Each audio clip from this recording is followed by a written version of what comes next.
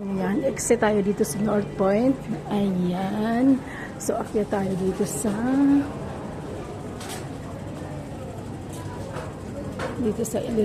escalator. Ayan. So, pagtaas lang ito guys, na escalator.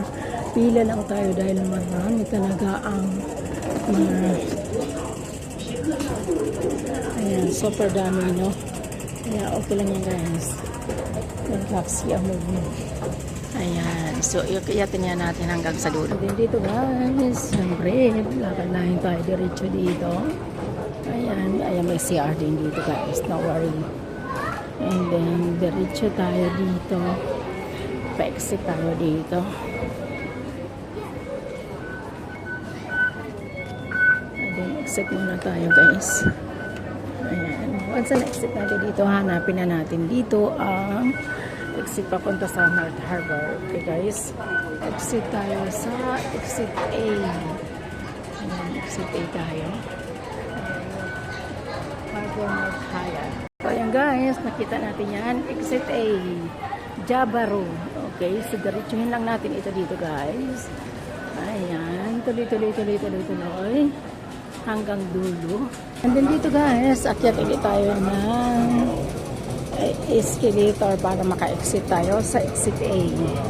Ayan, diretsuhin lang natin yan.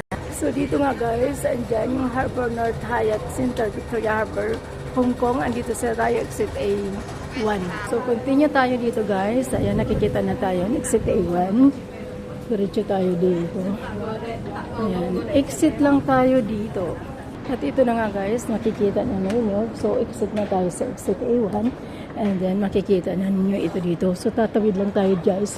Dahil doon banda yan. So, i-continue lang natin ito guys para makarating tayo doon sa seaside. Ayan guys, yung yung Harbor North Plaza. Harbor North yata. So dyan guys, pwede kayong kumain dyan o pwede kayong umikot-ikot dyan. Pero tayo guys ay didiretso tayo dito. At ito na nga guys yung sikat na pinupuntahan nila. Ito yung North Harbor Hyatt Centric. Okay? So ito na yung guys, yan, pumasok kayo dyan. Ayan, magpa-picture kayo dito dyan sa dalawang nagtagpo na yan. Ayan.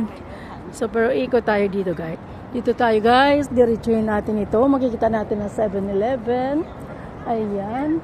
So actually dito guys, meron din dito mga magagandang places, no? Kung gusto niyo turn to the right kayo dito. Ayan.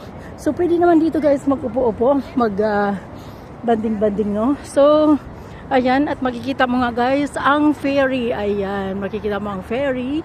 Ayan. So dito na tayo guys, hahanap ng magandang location. At andito na nga guys, makikita natin ang mga Indonesian. Ayan, makikita natin yan. So dito lang guys natin matatagpuan ang magandang place. Pwede tayong umupo dito, pwede tayong kumain, walang sisita sa atin dyan. At pwede natin din libangin ang ating mga sarili dito sa panonood ng mga ferry. O yan.